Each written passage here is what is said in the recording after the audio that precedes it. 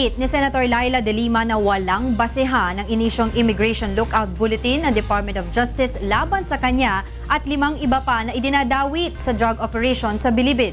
Ito ang balita ni Aiko Miguel.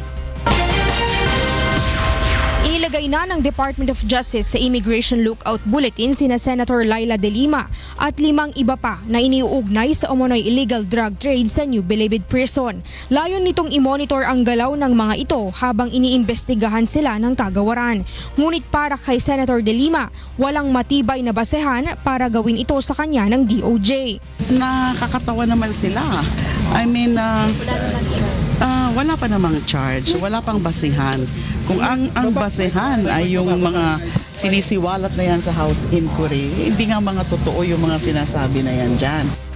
Kasama rin sa listahan sina former DOJ Undersecretary Francisco Baraan III, former Bureau of Corrections Chief Franklin Jesus Bucayo, dating driver at umano'y collector ng drug money ni Senator De Lima na si Ronnie Dayan, dating Presidential Anti-Organized Crime Commission Executive Director Reginald Villasanta at dating bodyguard ni Senator De Lima na si Jonel Sanchez. Muli ring tiniyak ng senadora na handa niyang harapin ang lahat ng akusasyon laban sa kanya.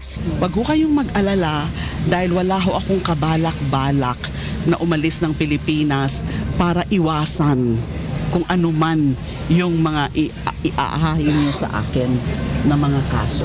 Binigyang diin din nito na tanging ang Korte Suprema lamang umano ang may karapatang pumigil sa pag-alis nito palabas ng bansa. Aiko Miguel, UNTV News and Rescue, Senate of the Philippines.